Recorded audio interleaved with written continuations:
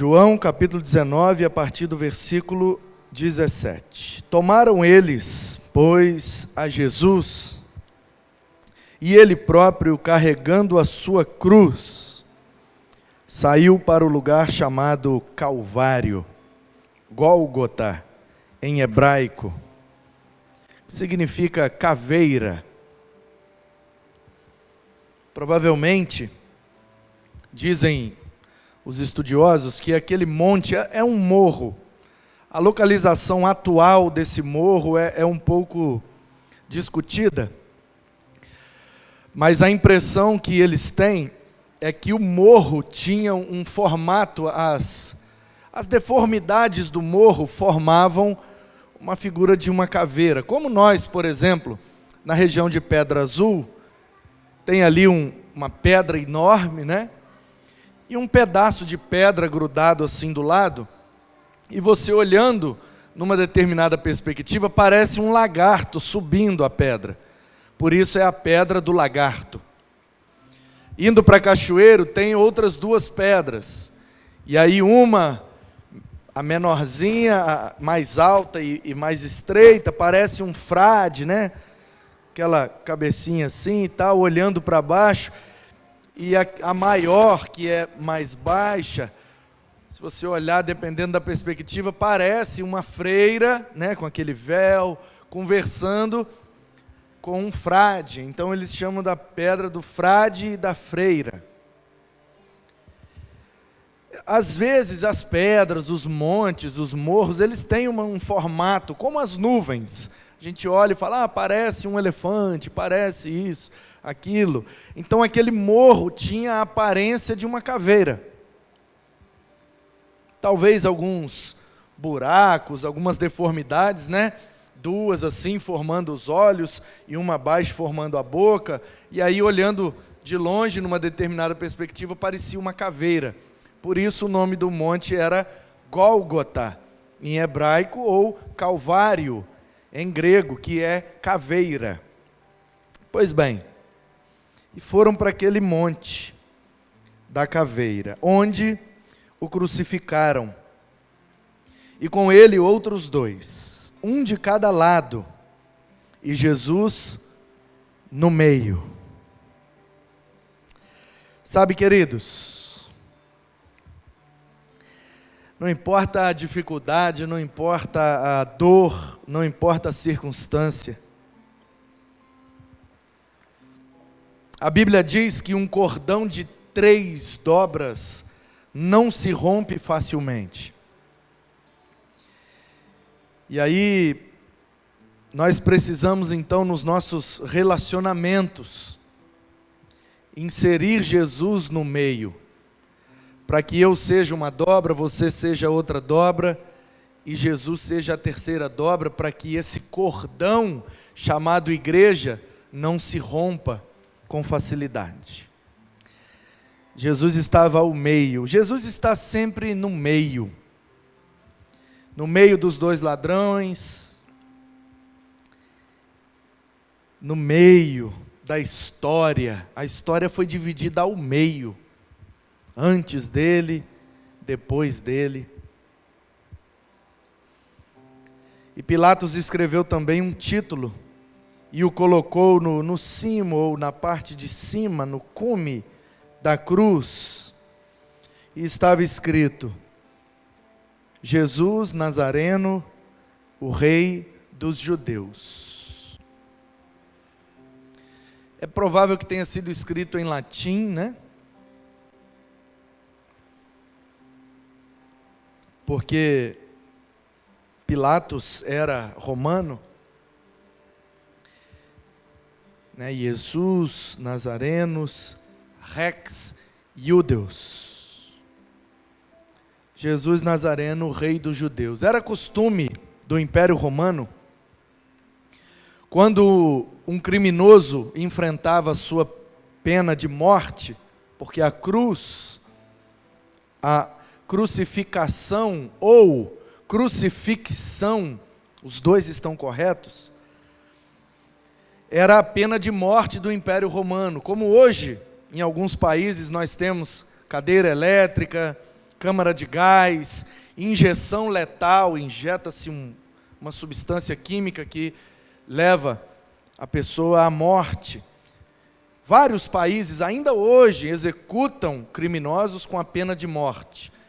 Portanto, a crucificação ou a crucifixão para os romanos representava isso, a pena máxima, pena de morte. E era uma vergonha para a pessoa, uma vergonha para a família, uma vergonha para os amigos, uma vergonha, e era feito publicamente. E eles costumavam pegar uma madeira e escrever o nome, ou o apelido, ou alguma coisa que identificasse aquela pessoa, e geralmente pendurava no pescoço. E quando a pessoa ia caminhando para a morte, e muita gente juntava ao redor para ver o acontecimento, então os arqueólogos, historiadores dizem que a pessoa ia carregando um pedaço da cruz, né? Nós temos essa ideia de que Jesus carregava a cruz inteira, né? A cruz de fato. Aí a gente imagina a parte horizontal da cruz descendo aqui, né? E a parte vertical da cruz descendo por cima do ombro dele, e ele pegando aquilo e a cruz inteira, né? Pois bem, os arqueólogos, os historiadores dizem que era humanamente impossível subir o monte Gólgota carregando uma cruz inteira, porque é madeira maciça, madeira de lei. E aí você imagina, 2 toras de madeira, uma com quase 4 metros, e a outra com 1,70 m, 80 m, dependendo da envergadura do criminoso. Para mim seria uma tora de 2 metros, 5 de altura por 2, né, de comprimento, e aquela tora grossa e extremamente pesada. Então, o mais provável, claro que nós não sabemos ao certo, mas os historiadores dizem que o mais provável, e aí eu não estou falando só de historiadores e arqueólogos bíblicos e cristãos, a história secular mesmo, History Channel, a possibilidade maior é que o criminoso levasse só a parte horizontal, que era a menor. Então os soldados do Império deixavam já a tora vertical fincada lá, de forma que o buraco feito já, e aí o criminoso subia só com a parte horizontal, que já era muito pesado, e a distância era muito longa, porque os julgamentos eram feitos ou no templo, pelo sumo sacerdote, ou lá na beira do palácio, onde habitavam os governantes, ali da região central de Jerusalém, e o Monte Gólgota ficava a alguns quilômetros, cerca de 2 quilômetros, uma subida íngreme, para depois ainda subir até o topo do monte. Era uma subida muito grande. Então era praticamente impossível. E aí a ideia então é que o criminoso levava a parte horizontal, que era muito pesada. E aí eles escreviam alguma identificação nessa plaquinha e penduravam no pescoço do criminoso, enquanto ele carregava um pedaço de madeira, que ele seria ali crucificado. Ele carregava no seu pescoço a plaquinha, para que a população, ao ver, pudesse identificar quem é aquele criminoso. Então, muito provavelmente, essa plaquinha estava escrito: Jesus Nazareno, o rei dos judeus, porque essa era a fama que corria. Ele era o filho de Davi, ele era o descendente do trono de Davi. E correu a fama de que ele era o rei dos judeus. Mas isso era uma blasfêmia contra os romanos, porque o rei do império é o César. Ele está lá em Roma. Então, era uma afronta aos romanos dizer que os judeus tinham outro rei, além do César. E o Pilatos, provavelmente numa atitude de vingança, porque os judeus jogaram na conta dele, para que ele decidisse sobre a morte de Jesus, e ele, como todo governante político, não quer ficar mal com ninguém. Então ele precisava manter a autoridade de Roma sobre o povo judeu, mas ele também não podia ficar mal com os judeus, porque isso poderia suscitar uma revolta, uma guerra. E toda a ação de violência desestrutura a sociedade e é mal para os negócios. E o interesse de Roma é manter a coisa pacificada para que os impostos sejam pagos em dia. Porque um povo em guerra não trabalha, um povo que não trabalha não produz, um povo que não produz não tem condição de pagar imposto. Então o interesse dos políticos romanos que atuavam nas regiões e nas cercanias pertencentes ao império era manter a paz, para manter a produtividade e a arrecadação do império. Então Pilatos deve ter se sentido pressionado por conta daquela decisão muito séria, um cara muito carismático, muito querido, cheio de discípulos, de seguidores. Se eu mandar matar esse cara, eu posso ficar mal com o pessoal da Galileia e de repente pode suscitar uma revolta aqui e dar problema. E eu não quero que a notícia chegue lá em Roma de que eu não estou dando conta de governar aqui na Judéia e perdi o controle da situação. Então ele estava ali numa corda bamba, pisando em ovos, porque ele não podia decidir de qualquer jeito. E aí aquilo gerou uma certa tensão. Por isso, em outro evangelho, narra que ele lavou as mãos. Ó, decidam vocês. E aí Jesus carregava a sua identificação, e a identificação dele era Jesus Nazareno, o rei dos judeus. Curioso que para ser o rei dos judeus, ele precisava ter nascido em Belém, como nasceu. Mas a plaquinha não dizia Jesus Belemita, rei dos judeus. Que quem nasce em Belém é belemita. Depois ele foi morar em Nazaré. E a plaquinha identifica Jesus Nazareno. Por que Jesus era mais conhecido como Nazareno do que como belemita? Não sei se você percebe, mas eu percebo aqui uma lição muito preciosa. Não importa onde a gente tenha nascido, não importa como nós nascemos, a situação, o contexto, ou até mesmo o lugar geográfico, nós seremos conhecidos por aquilo que fazemos de relevante. Portanto, Jesus nasceu em Belém, mas nas regiões de Belém, ele não teve relevância alguma. Belém faz parte da história de Jesus somente por causa de um detalhe. Miqueias capítulo 5.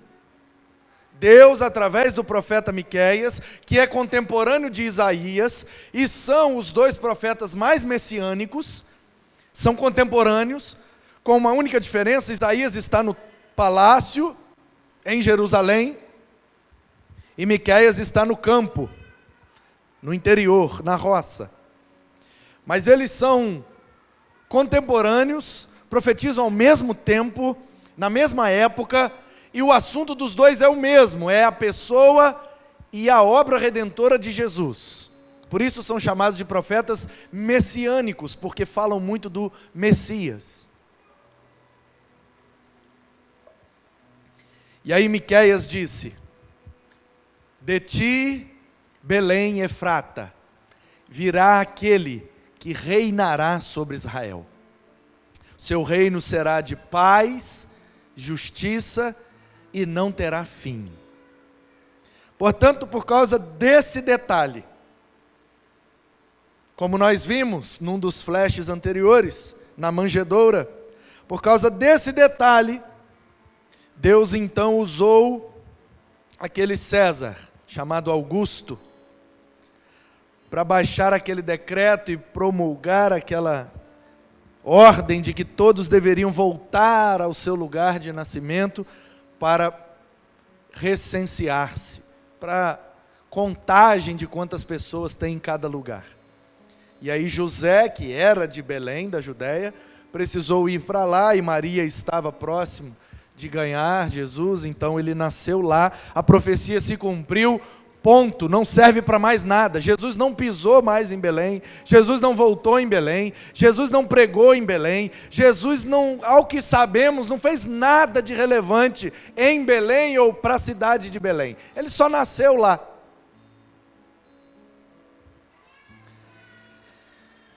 Mas lá na Galileia, ele fez muita coisa. E Belém pertence à Judéia. E os judeus se sentem os mais importantes da história. Os samaritanos são desviados, porque desde a divisão dos reinos, a idolatria tomou conta de Samaria, e eles se renderam aos ídolos, aos falsos deuses, e depois da invasão da Assíria, nunca mais se organizaram, e se recusavam vir ao templo em Jerusalém, e judeu então não se dá com samaritano, e o judeu se sente acima, superior ao samaritano. O samaritano é também descendência de Israel, porque as 10 tribos que formavam a nação de Israel, cuja capital era Samaria, são 10 descendentes de Jacó, de Israel. Então, eles são nossos parentes, mas são desviados. E aí eles não se dão bem. A Galileia já é chamada de a Galileia dos gentios. Ou seja, se os samaritanos são desviados, os galileus nem crentes são gentios, pagãos. Só que algumas pessoas da Galileia são descendentes de Judá, ou de Benjamim, ou de Levi, como era o caso de José e Maria. E aí, meus queridos, Jesus nasce na menor cidade, que é Belém, lá, pequenininha. E depois ele vai morar lá no extremo norte, na Galileia. Um lugar considerado de pessoas incrédulas, e tinha mesmo muita gente incrédula lá. E ele vai morar na periferia, no menor vilarejo, no mais pobre, e era alvo de muito preconceito. E talvez você se recorde no Evangelho que no início, quando Jesus começa a se revelar como um Messias, como um mestre, um rabino em Israel, muito carismático, atraía multidões e fazia milagres e maravilhas. Aí as pessoas começaram a conhecer Jesus e falar de Jesus umas para as outras. E certa vez alguém disse: ei, esse cara é um rabino excelente, ele é o Filho de Deus, ele faz milagres, maravilhas, ressuscitou o filho de uma viúva, ele transformou água em vinho num casamento, esse cara é especial. E de onde ele é? Ele é de Nazaré. Aí alguém perguntou: pode vir alguma coisa boa de Nazaré? Porque essa era a ideia daquele tempo. De Nazaré não vem nada que presta.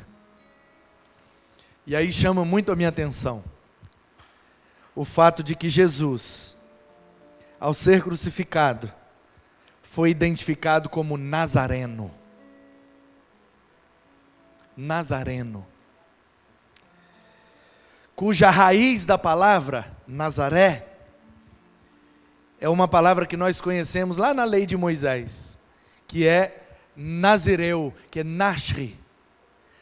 A raiz é Nashri. E aí lá na lei de Moisés diz que se você quiser consagrar uma pessoa a Deus, você deve fazer 3 votos para a vida dessa pessoa, e ela será então um Nasher El. Nasri é consagrado, separado para o propósito. El é Deus, a divindade.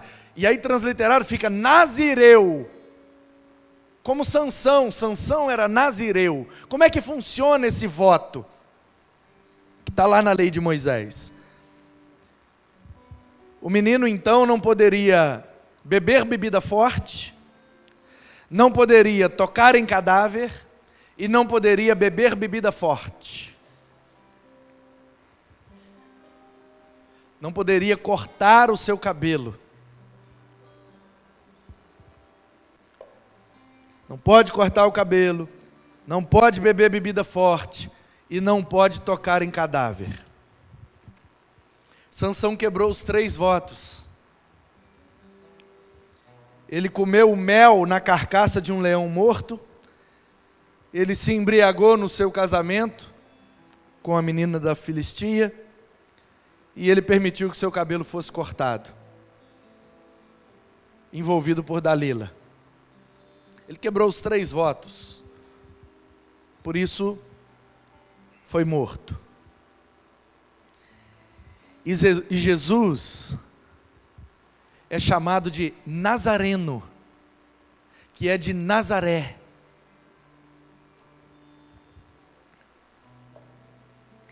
Ele não tinha o voto de Nazireu. Mas, quando eu olho para a vida de Jesus, eu percebo, de forma espiritual, que ele contém tudo que precisa para ser reconhecido como um nazireu, como um separado para Deus. E aí, se fizéssemos uma analogia espiritual, os 3 votos são: não pode cortar o cabelo, uma identificação visual, para você ver e perceber. Um menino novo, com cabelão lá no meio das costas, você fala: ei, esse menino é nazireu? Não, só esqueceu de cortar. Mas ter o cabelo abaixo dos ombros já era um sinal público e visível de que tem alguma coisa aí, é um voto que fez para não cortar o cabelo. Já identificava. Então, um sinal público e visível de que a pessoa é separada para Deus. E aí a pergunta é: se nós somos cristãos, nós somos discípulos de Cristo. Portanto, nós somos, como éramos conhecidos lá no tempo da igreja primitiva, os da seita dos nazarenos, dos seguidores do Nazareno, do caminho do Nazareno. E aí eu fico me perguntando: será que nós temos um sinal público e visível de que somos separados para Deus? E aí eu não estou falando de cabelo, não estou falando de barba, não estou falando de roupa. Eu podia agora pegar um fio aqui agora e puxar, né, a fieira dos usos e costumes e falar de cabelo, de barba, de roupa, de maquiagem, de não sei o quê, porque nós precisamos ser diferente, devemos ter costumes diferentes desse mundo para que identifiquem que somos cristãos. Eu não acredito nisso, até porque os piores bandidos desse país usam terno e gravata.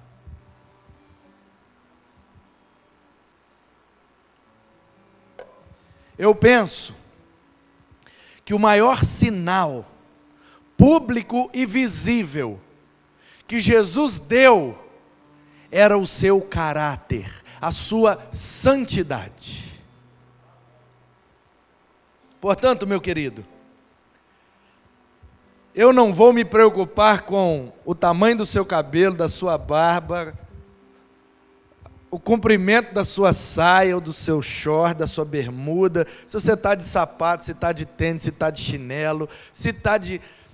Porque eu penso que o maior sinal de que somos nazireus, de que somos discípulos do Nazareno, é que nós vivemos moralmente, eticamente e espiritualmente separados deste mundo, para que possamos ser identificados em todas as circunstâncias como discípulos de Cristo. precisamos ter um caráter, precisamos ter atitudes, precisamos que a nossa vida fale por nós e que percebam pública e visivelmente que somos discípulos de Cristo.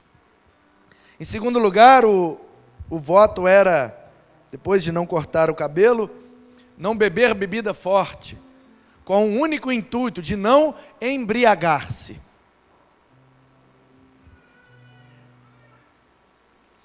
Ah, pastor, mas a Bíblia não proíbe beber o vinho. Jesus até bebeu o vinho, mas as Escrituras não falam que Jesus perdeu a santidade, perdeu o controle de uma situação, ou cometeu um pecado porque estava embriagado.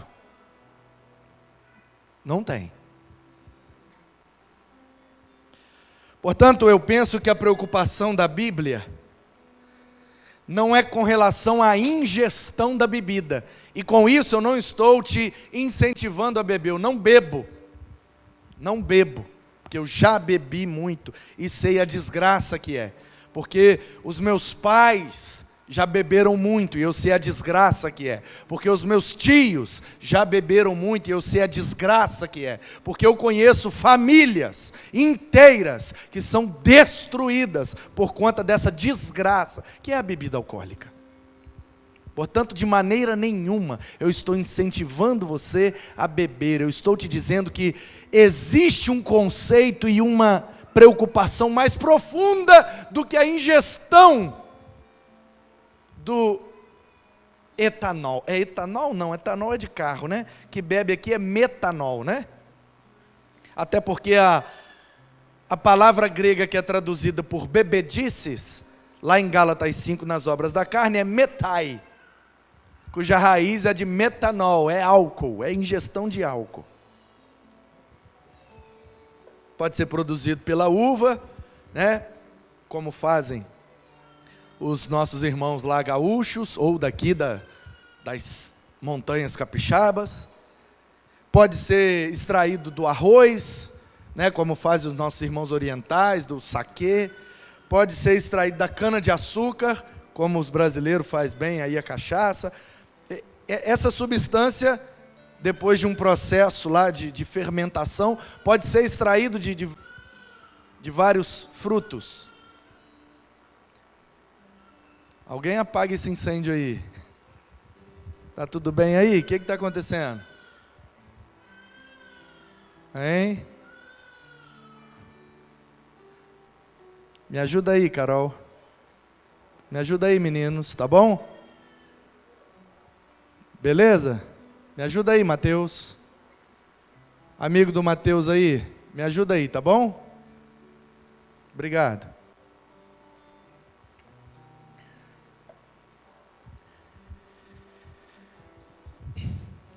Não pode cortar o cabelo, é um símbolo público e visível de que é consagrado. E eu penso que o nosso maior símbolo é o nosso caráter e a nossa santidade. Não pode beber bebida forte, porque a intenção é não se embriagar, para não tirar o pé do chão, para não perder o controle, sobretudo o domínio próprio, que é um fruto do Espírito. E aí eu penso que o foco aqui nem é a bebida. O foco é a embriaguez. E aí o que é que tem nos embriagado, irmãos? Porque tem gente que se embriaga com cachaça. Mas tem gente que se embriaga com videogame, tem gente que se embriaga com pornografia, tem gente que se embriaga com fofoca, tem gente que se embriaga, tem tantas coisas que nos embriagam. O que é embriaguez? É você perder o controle. Quando você viu, já fez. Porque você está embriagado com alguma coisa.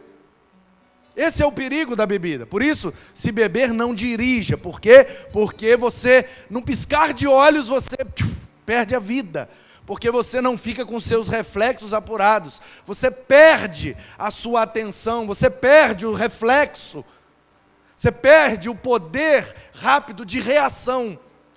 Isso é sintoma da embriaguez. O álcool produz isso, mas tem outras coisas que também produzem isso. Porque às vezes a gente está envolvido em algumas situações que a gente se sente embriagado por elas. Tem gente que não controla o seu temperamento, e eu entendo muito bem disso, porque por várias ocasiões o sangue ferve, sobe e dá um negócio assim, você perde o controle. Quando você vê, você fez. Eu não bebi uma gota de álcool, mas eu fiz uma besteira que eu não queria fazer, porque eu perdi o controle. Porque alguma coisa me embriagou. Eu perdi o controle, eu preciso dominar isso.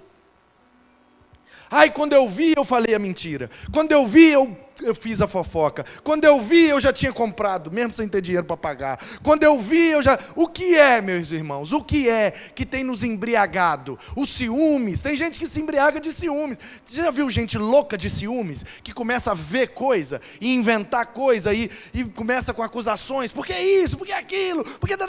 Tudo na mente, está tudo na mente. Igual uma pessoa embriagada. Começa a imaginar as coisas, e é o mesmo efeito de qualquer outra droga.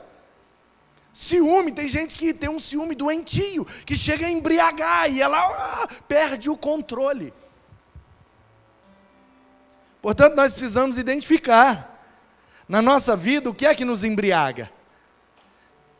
Eu não posso ir no shopping porque eu perco o controle.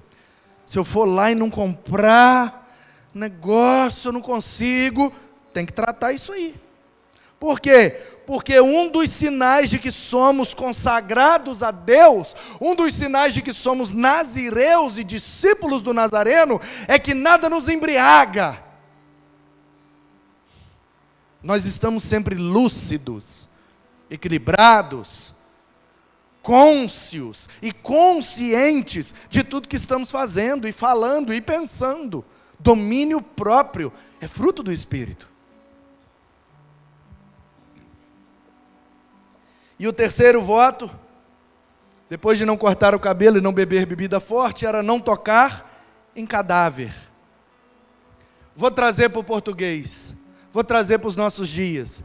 Vou usar uma expressão idiomática aqui. Porque para mim, nos nossos dias, uma das características que nos difere e que evidencia que somos nazarenos, que somos nazireus, discípulos do Nazareno, é que a gente não toca em cadáver. E aí eu vou usar a expressão que a gente conhece bem. A gente não chuta cachorro morto. Sabe o que é chutar cachorro morto? É uma expressão metafórica. Literalmente, o cachorro morreu, né, ele está latindo para você. Uau, uau, uau, uau, uau, uau, uau, aí você está com medo dele, né? Aí alguém vai dar um tiro nele, pá! Aí ele morre. Aí você vai lá, valentão, pá! Chutar cachorro morto. Enquanto ele estava vivo, você não teve coragem de chutar. Mas depois que ele morreu, você foi lá e chutou, né? Não tocar em cadáver, não chutar cachorro morto, significa não ter coragem de fazer as coisas quando o outro não tem possibilidade de reagir.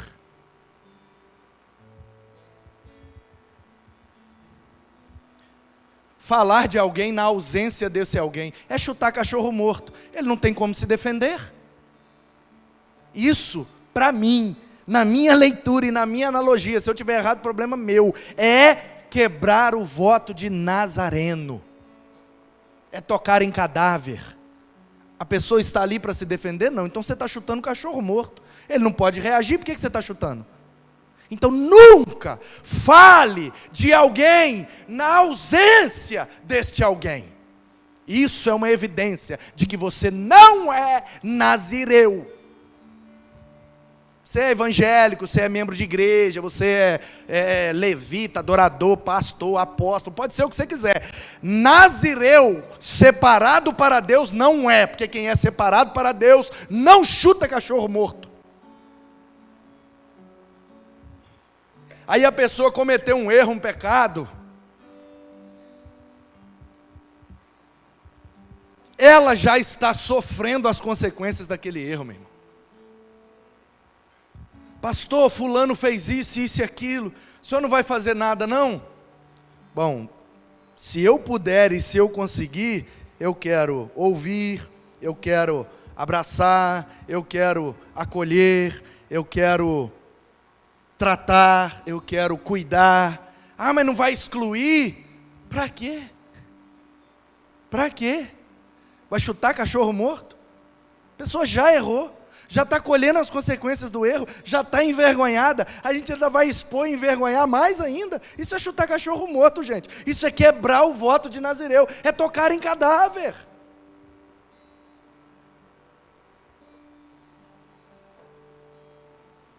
Toda vez que a gente fala mal de alguém, e esse alguém não tem possibilidade de reagir, isso é tocar em cadáver. Toda vez que a gente exclui as pessoas por causa dos erros que elas cometem, isso é chutar cachorro morto. E eu não digo excluir do hall de membro da igreja, digo excluir da convivência, excluir da atenção, excluir da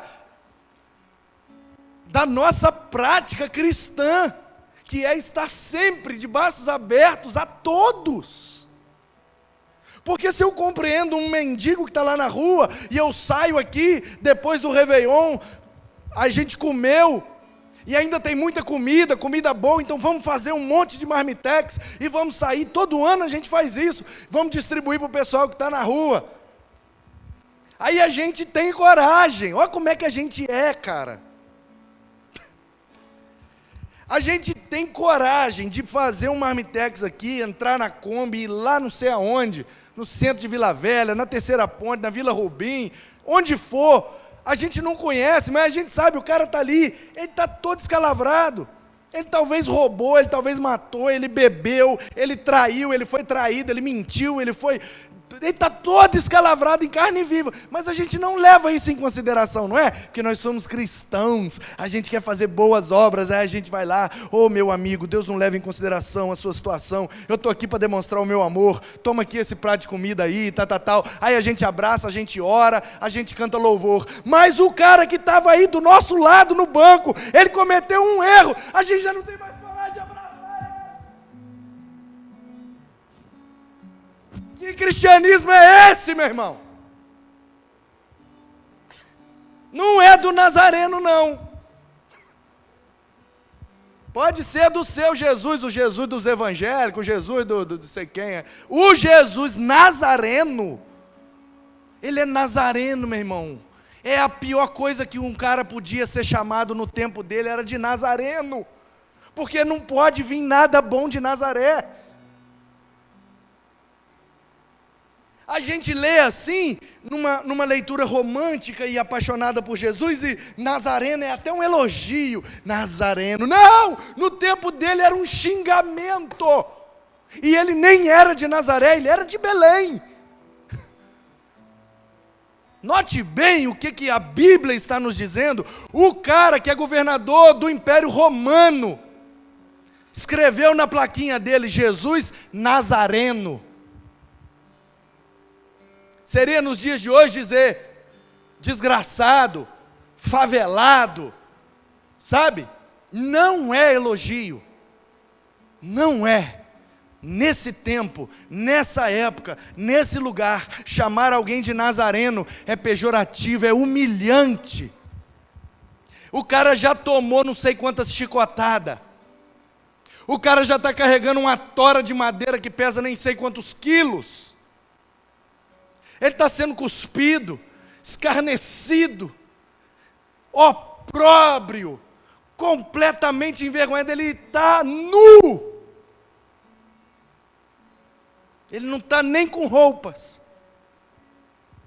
completamente humilhado, todo sangrando, com as costelas de fora, tudo em carne viva, porque ele tomou chicotadas com várias perninhas de couro, com pedaços de ossos nas pontas.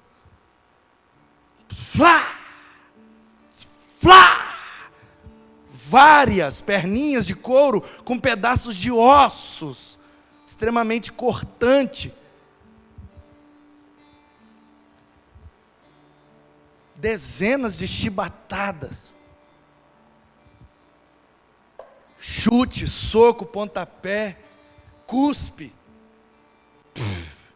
no rosto, e aquela madeira pesada, E ele já vinha de uma situação humilhante, porque ele estava em jejum na noite anterior. E ele foi para o Monte das Oliveiras.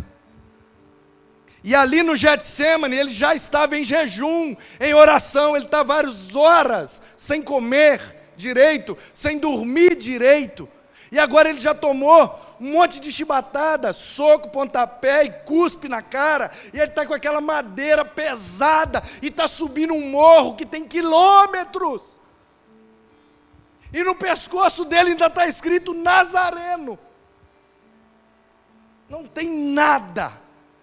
No tempo dele não tem nada mais humilhante que isso aqui. Nada.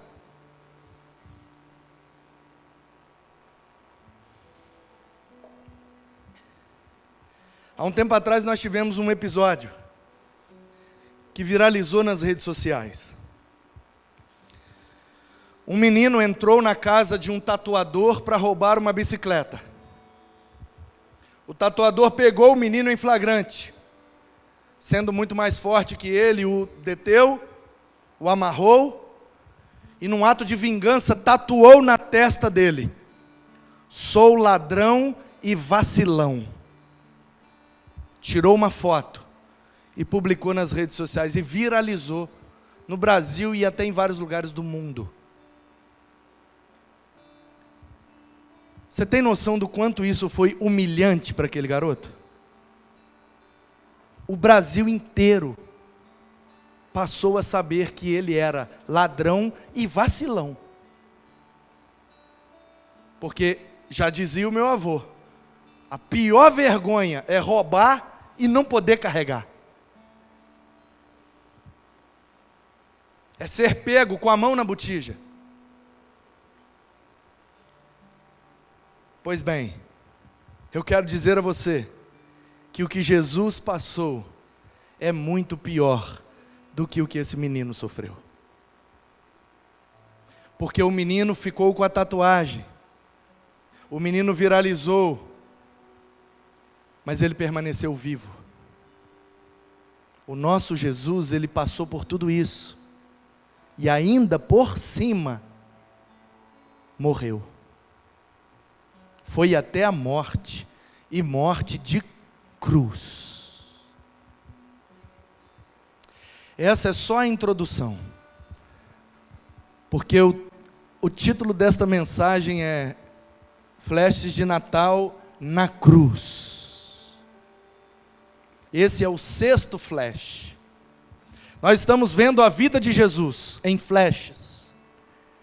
O primeiro flash é na eternidade, porque no princípio era o Verbo, ele estava com Deus, ele era Deus.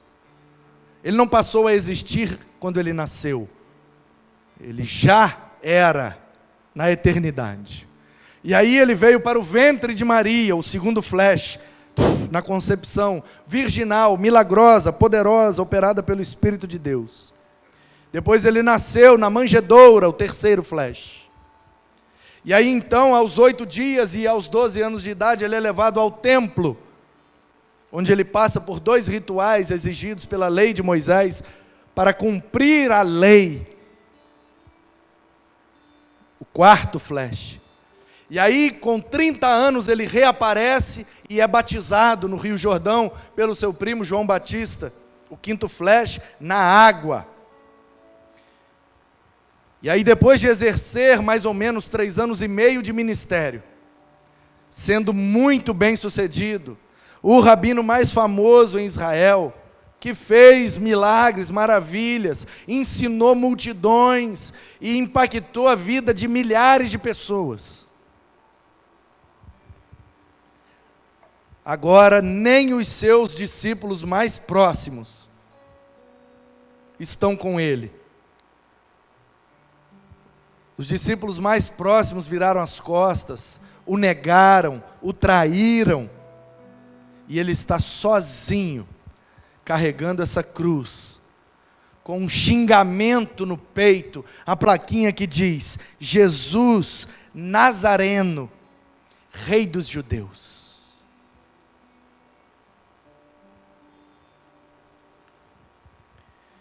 Muitos judeus leram esse título porque o lugar em que fora crucificado era perto da cidade. E estava escrito em hebraico, em latim e em grego. Não basta humilhá-lo somente na língua do país, é preciso humilhá-lo na língua do país, é preciso humilhá-lo na língua do império e é preciso humilhá-lo na língua universal. Seria hoje humilhar alguém usando português e inglês. Seria o semelhante que pegássemos talvez um índio, tupi, guarani, e fôssemos envergonhar esse índio em praça pública, e usaríamos talvez um outdoor escrito a humilhação desse índio, e aí nós escreveríamos em tupi-guarani, para a tribo dele conseguir ler, escreveríamos em português, que é a língua do país onde está acontecendo, e escreveríamos em inglês, porque onde essa notícia correr no mundo, todo mundo vai entender a humilhação que ele está passando. É isso. A língua do país, a língua do império, a língua universal, que era o grego. Todo mundo falava grego, como se fosse hoje o inglês. Humilhado em todos os sentidos, humilhado em todas as línguas, humilhado em todos os idiomas. E os principais sacerdotes diziam a Pilatos: não escreva rei dos judeus. E sim que ele disse: sou o rei dos judeus. Respondeu Pilatos: o que eu escrevi? Escrevi. Os caras da nacionalidade dele, que deveriam defender a honra dele, ainda disseram: esse rei dos judeus aí está parecendo elogio, tira isso, deixa só Nazareno. O nome dele, Jesus, e Nazareno, que é a pior humilhação que tem. Pode vir alguma coisa boa de Nazaré? E aí o Pilatos: não, já escrevi, está escrito, acabou. Os soldados, pois, quando crucificaram Jesus, tomaram-lhe as vestes. Ficou pelado ainda. Não basta toda humilhação, ainda tem que deixar o cara pelado. Fizeram 4 partes para cada soldado, uma parte. E pegaram também a túnica.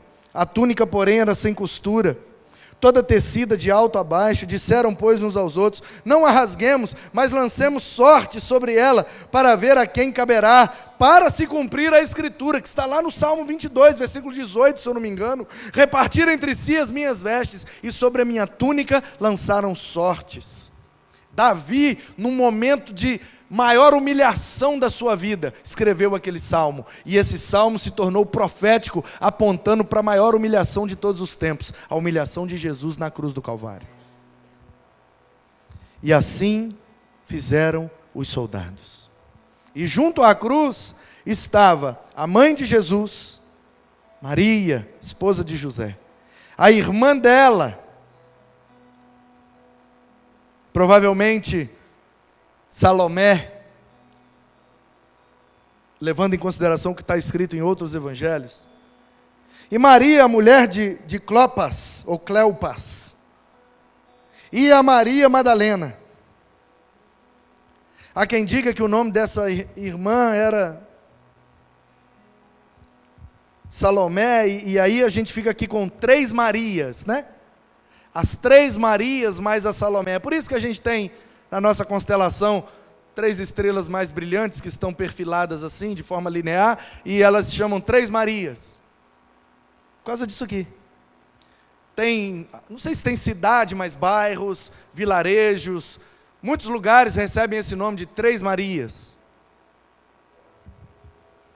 Porque nessa hora aqui os discípulos, homens, viraram as costas.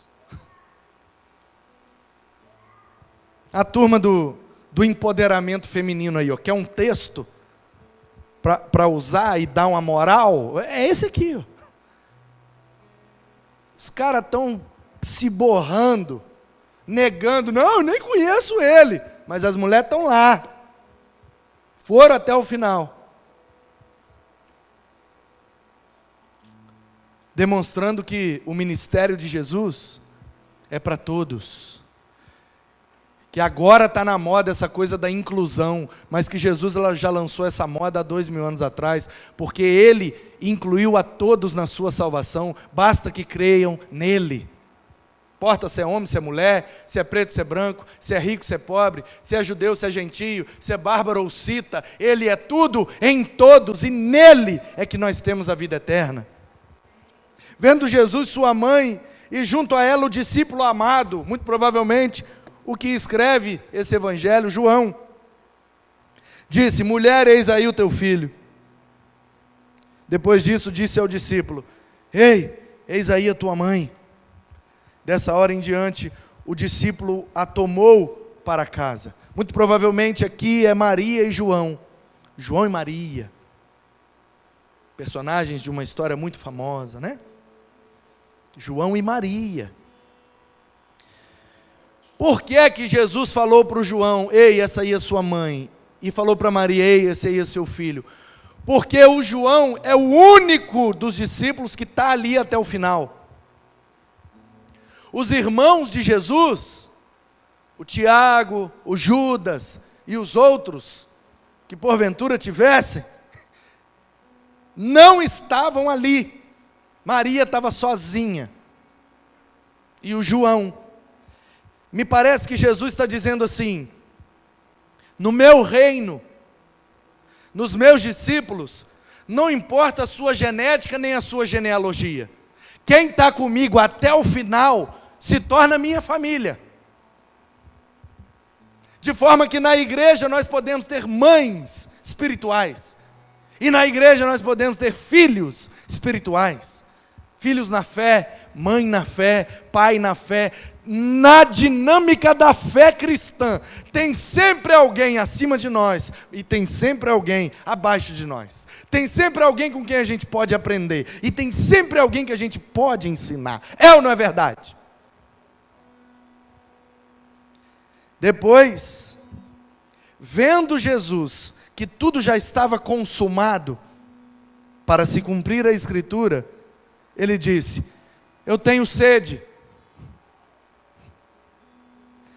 Estava ali um vaso cheio de vinagre. Embeberam de vinagre uma esponja e fixando-a num caniço de isopo. Isopo é uma plantinha. É uma plantinha que dá assim, não sei te dizer agora, imagine aí, no nosso contexto, imagina um brócolizinho. É uma plantinha que dá no formato de arbustozinho assim, ó, tipo um brócolizinho. E aí eles arrancavam, porque não tinha pincel naquele tempo, tá entendendo? Então o isopo, que é essa plantinha, era usado para colocar na ponta de uma madeira ou de algum suporte para aspergir um líquido, para pintar uma coisa, para passar um verniz, como hoje nós usamos o pincel. Não tinha. Então eles usavam esse isopo, essa plantinha, um arbustozinho, arranca o arbusto, amarra num pedacinho de pau, molha lá no negócio e passa onde você precisa. É o pincel daquele tempo. E aí ele fala: eu estou com sede. Por quê? Porque havia uma profecia de que na sua maior humilhação ele teria sede e lhe dariam de beber de algo amargo. E aí então eles pegam aquele pincelzinho de plantinha, molha num vinagre, e está com sede, e bota aquele vinagre na boca dele. Imagina a agonia, meu irmão. O cara já foi humilhado socialmente, religiosamente, civilmente, juridicamente, eticamente, moralmente, tudo que você imaginar na esfera da vida dele, ele já foi humilhado. Ele está ali sem roupa, pregado naquela cruz, que nem era dele, e nem era para ele. Maior do que ele, esticaram o braço para caber no buraco, destroncaram, mas nenhum dos seus ossos foi quebrado, diz a profecia, que está lá em Salmos. E aí, meu querido, ele está ali e parece que não tem mais. Ele chegou no fundo do poço, não tem mais nada para fazer para humilhá-lo. Aí ele fala: eu estou com sede, porque demoravam. Dizem os arqueólogos que a morte na cruz era agonizante. E que eles, um pouco antes da crucificação, e isso aconteceu com Jesus, eles davam um jarro de vinho para a pessoa beber. Um vinho novo, fresco, forte, uma espécie assim de um revigorante, que o cara tomava aquela golada assim, dava um ei, para dar uma acordada no organismo do cara e o cara durar mais. Por quê? Porque quanto mais durava esse momento, mais vergonha o cara passava. E eles queriam que fosse assim mesmo, extremamente vergonhoso e humilhante. Então quanto mais durar, melhor. E eles tentam manter a pessoa viva, o máximo de tempo possível viva, porque enquanto a pessoa está viva, ela está sendo humilhada, para que aquilo sirva de exemplo para os súditos do Império Romano, para não contrariar o Império. Na perspectiva do Império Romano, a crucificação é didática, para manter a ordem. Então, quanto mais humilhante for, quanto mais tempo durar, quanto pior for esse momento, mais didático é para evitar futuros problemas sociais e civis. E aí, quando parece que não tem mais o que fazer para envergonhá-lo, ele fala: eu estou com sede. E os caras, por saberem dessa estratégia, dá um gole de água para ele, porque tem que permanecer vivo. Quanto mais tempo, melhor. E aí os soldados, para escarnecer um pouco mais e ir além do limite da vergonha máxima, ao invés de dar água, dão vinagre.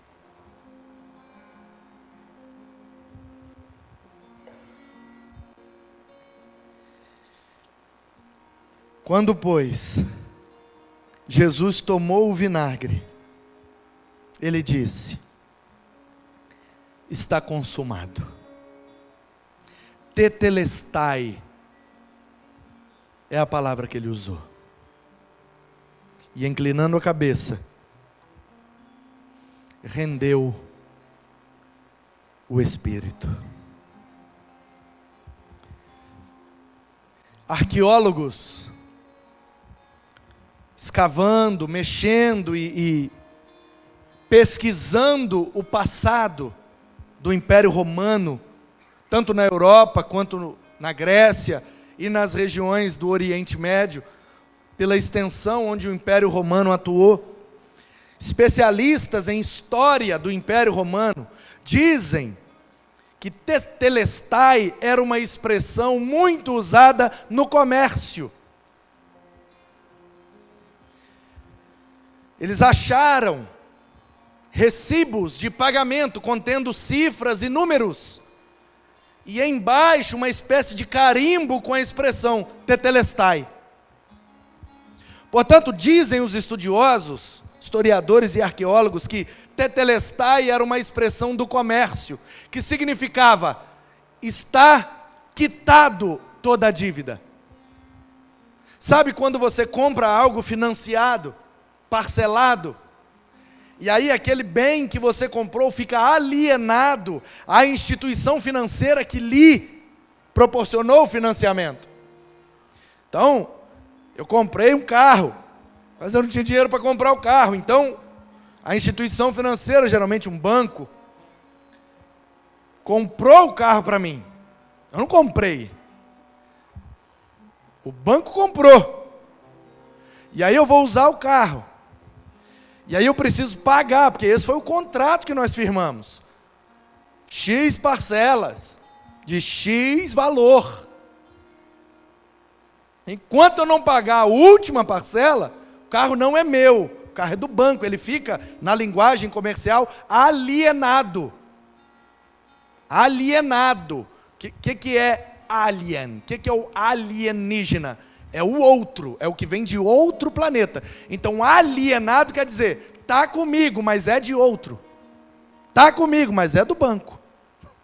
E aí no documento do seu carro, se ele é financiado, lá embaixo nas observações, o Detran coloca: alienado à instituição financeira que te proporcionou o carro.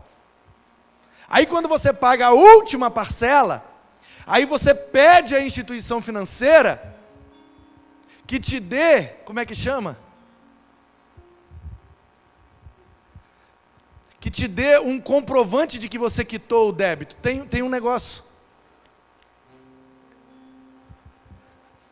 Não é certificado, fugiu a palavra, mas é comprovante de quitação. O banco te dá lá um documento, papel timbrado, tal. Aí você pega esse documento do banco, leva no Detran, comprova que a dívida está toda paga. Aí o Detran produz um novo documento e aí ele tira a expressão alienado ao fulano de tal, do banco tal. E aí sim, agora aquele carro é seu. Todo mundo entende isso, né? Brasileiro entende bem de financiamento. Nem sempre consegue chegar até a quitação, mas fazer o financiamento a gente consegue fácil.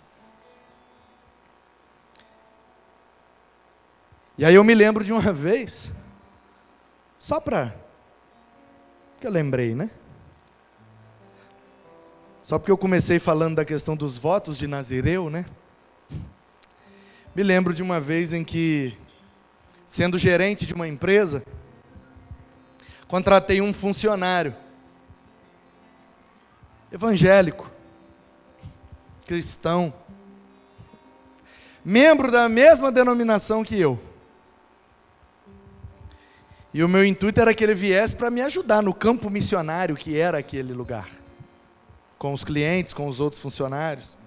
E ele veio, e até certo ponto foi bom, até que chegou um dia em que ele me ligou e disse: fala, meu gerente preferido, estou precisando de um favor seu, que eu estou aqui comprando um carro, e o contra-cheque que eu trouxe aqui, o meu salário não está dando valor suficiente para financiamento, não está aprovando. Você não faz aí para mim não, meu gerente, um contra-cheque aí com um valorzinho um pouco a mais, para poder conseguir financiar? Crente, evangélico, membro da igreja, da minha igreja. Eu não era nem seminarista, mas já era nazireu, imperfeito como Sansão, mas nazireu. E aí eu falei com ele: não, meu querido, tem como não, isso é mentira, ué. Você sabe quem é o pai da mentira? Você quer que esse carro seja bênção para você ou maldição para você? Que é isso, rapaz, eu quero que seja bênção, então compre de um jeito abençoado. Me ajuda, né? Aí ficou com raiva, chateado, ficou sem falar comigo. Mas eu me preocupo mais em perder a santidade do que perder a amizade, entendeu? Vida que segue.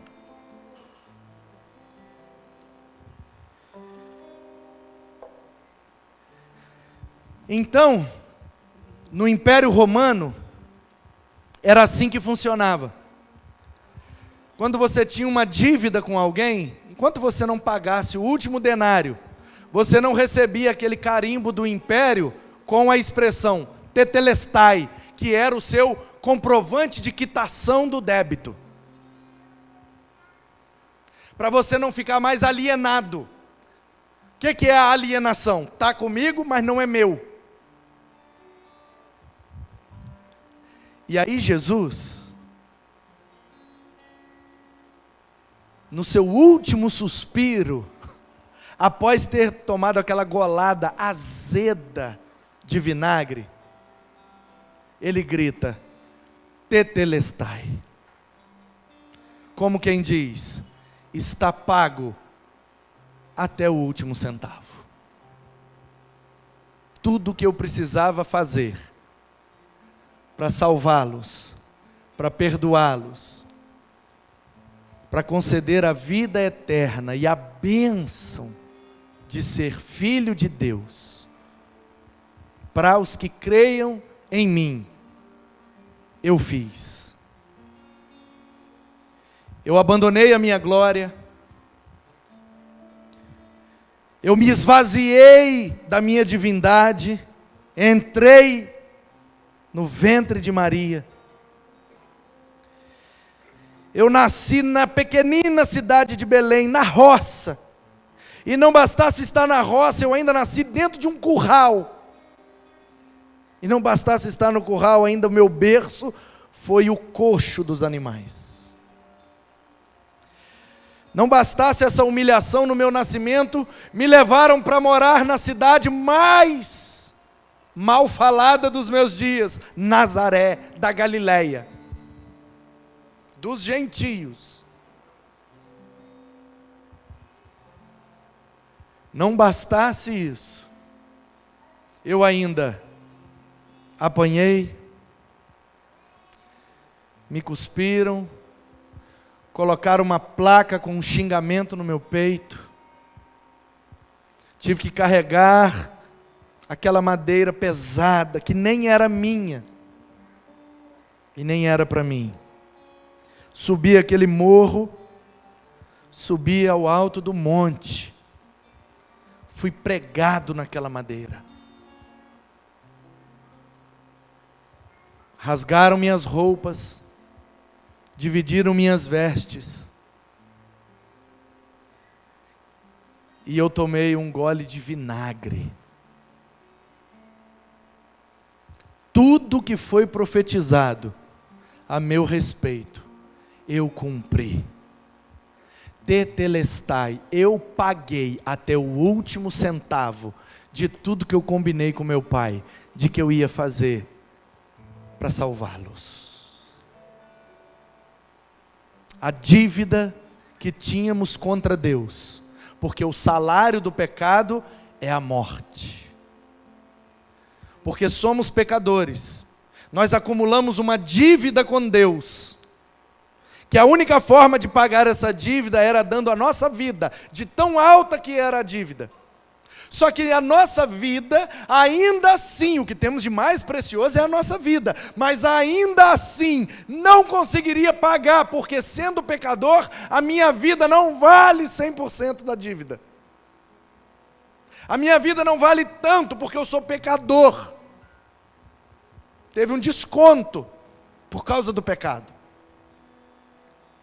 De forma que para pagar esta dívida, somente a vida de um cordeiro imaculado, somente um ser humano, como diz a lei de Moisés, um cordeiro macho de 1 ano, imaculado, ou seja, uma pessoa do sexo masculino, com uma determinada idade, iniciando a sua fase adulta, após 1 ano, e sem nenhum defeito, sem nenhuma mancha, sem nenhum desvio ético, moral, legal, doutrinário, jurídico ou social. Nenhum desvio, não pode ter nenhuma mancha, tem que ser imaculado. Esse é o preço da dívida. Portanto, só Jesus tinha condição de pagar essa dívida, porque só Ele cumpre com todas as exigências da lei, dos escritos e dos profetas.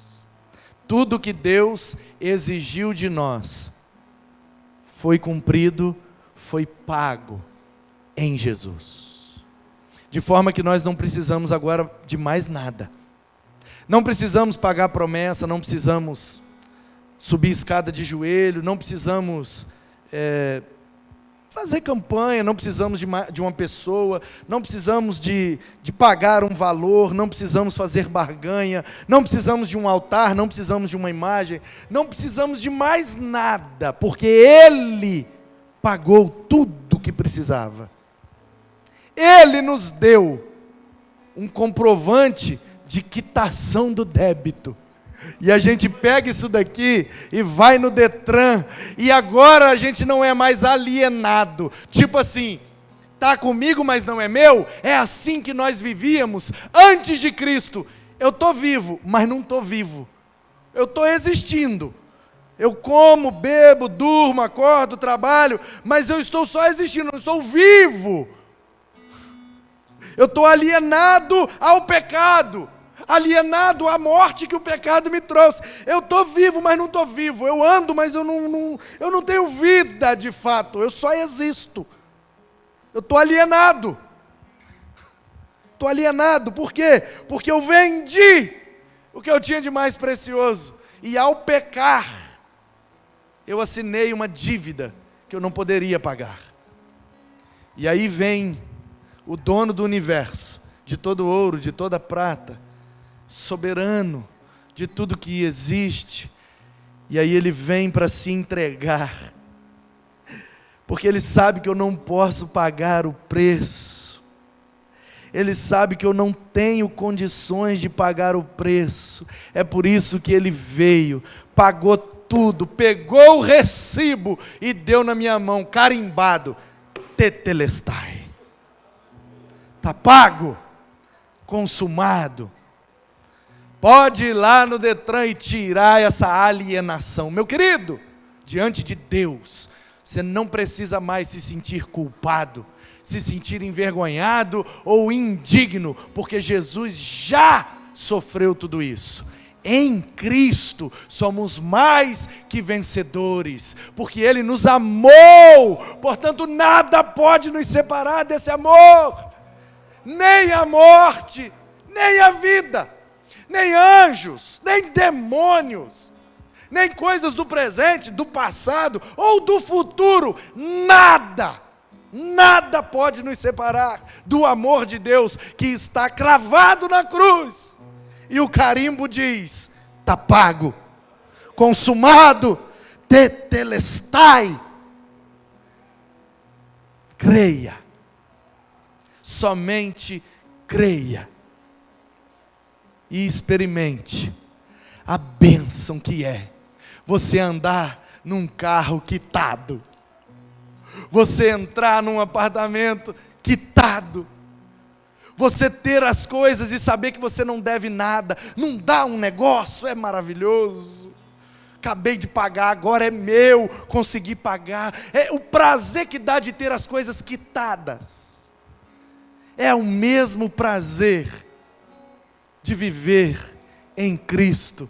Porque diante das adversidades, diante das acusações, diante das nossas limitações, falhas e imperfeições, nós, apesar dos erros, continuamos nazireus, separados para Deus, e vamos cumprir esses votos que temos de sermos Cristo para tudo e para todos, em todos os lugares e em todos os momentos, porque o maior prazer da nossa vida é saber que nós não estamos mais alienados. Onde está, ó morte, a tua vitória? Onde está o teu aguilhão? Nada mais me acusa, porque em Cristo eu sei, está tudo pago. Está consumado. O grito foi dado na cruz do Calvário e nós temos a vida eterna.